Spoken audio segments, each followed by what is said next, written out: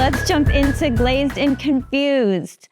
Glazed and Confused is where we answer homeowner questions, some of the questions that we get about topics that we're going to cover today, which of course is about garage doors. So you ready, Duncan? I am ready. All right, let's see if we can stump Dunk. We get so close. We have to be able to do it at least one of these times. I hope so. I hope you can, because, you know, this is becoming very predictable. Fingers crossed. We can keep hope alive. Okay, question number 1. Why won't my garage door open or close? Well, hopefully they've pushed the button. Okay. Assuming they have pushed the button and it's still not opening or closing, what do I do? There are so many reasons that a garage door may or may not open. The remote batteries could be dead. There could be a wire that's not connected. There could be something in the way. I'll tell you a very quick story that happened to me over the weekend. I was so frustrated with our garage as I was trying to close it and it wouldn't close. And I was holding the button down and I thought, this is ridiculous. I own a garage door company. So finally, after 3 or 4 times of it starting and going back up, I walked over. There was a cobweb hanging off the bottom with a great big bougainvillea pink leaf on it, and it was just wide enough that it was hitting the sensor and wouldn't allow my garage door to close. So I took that off, went back in, hit the button, Bob's your uncle, it closed. So there are many reasons. You know, one of the things I recommend is that when you deal with a garage door technician, ask them to explain to you the things that can go wrong so that you're prepared. Very good point. Excellent point, actually. A garage door technician should be able to answer all of those questions. And that's good because, you know, I'm so happy to know that that wasn't a complicated answer or anything. Woof, there's a lot to know. A lot of things can affect being able to open or close your garage door, that's for sure. And they always go wrong when you're in a hurry.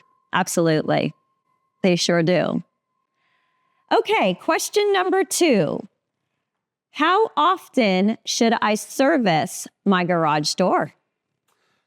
You know, I'm going to say once a year, and that's a great sort of an average time. I think it would depend on where you live. We used to live on a dirt road. An amazing amount of dust and dirt that gets spread around. That can make your tracks get very dirty. And if that's the case, then maybe you should do it more often. But on average, once a year, we'll keep things moving and give a chance for a Lubrication tune and make things work well. It's also a great time for someone to check it out and look and see if you've got any problems that need to be fixed. Absolutely. You can do like Lubrication tunes or tune-ups, things like that, right? Lots of garage door companies will offer something like that. I know we have one for $49.95, right? We do. A Lubrication tune that will come out and you know, take care of things. So things like that are definitely very helpful, I would imagine. Absolutely. Well, great information. And unfortunately, we didn't stump you. I feel like we got close, but not really. Yeah, not really. Not really. Almost, but not really. Fun. Great. Question number 3. What materials are good for my garage door? Ooh, this is a good one. Well, we have steel. Okay. Steel is the most popular. Insulated or uninsulated. Then you have... well, real quick, are there any cons with that? There are a couple of cons. Steel doors will dent if you bang into them. If you live very close to the ocean, you have a higher chance of rust. But overall, they're a very good option and probably the most popular door. Okay. What else? Aluminum and glass. Oh. Aluminum and glass is sort of the newer looking, more modern type of stuff. And they can really change the look of a home or business. Okay. So we've got 2. Yeah.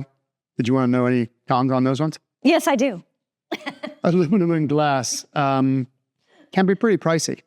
They're new, they're beautiful. but they are expensive. Okay. Thank you. Thank you for reminding me of asking you about the con. So about what are I think there's two other, maybe? At least I know of two more. Yeah. So you've got wood and composite overlay, which looks like wood. So go ahead and ask me your questions. Okay. So tell me about wood then. Wood is beautiful. It's beautiful. It's heavy. It requires maintenance. They are beautiful. Have I mentioned that they're beautiful? Well, yes, you have a few times. Yeah. And, you know, beauty is expensive. It is. And it requires maintenance.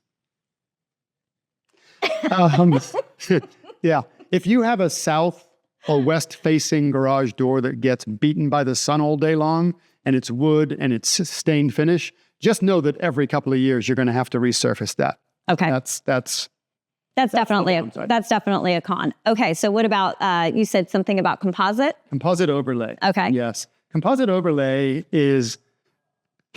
looks like wood, but has a whole bunch of other factors that make it not as maintenance heavy as wood and looks just as beautiful. Okay. Well, then any cons? Again, price. Wood and composite overlay are on the more expensive side, but it depends on the look you're looking for. If you want a more traditional, beautiful looking door with a wood look to it, then that's the cost. All right. Well, that's great information. And I thought we were going to stump you. We still have not stumped Dunk, so these questions are too easy. They are too easy. Come on. Give me something more difficult. Yes, we got to notch this up a level here. See if we can really stump Dunk for the next time.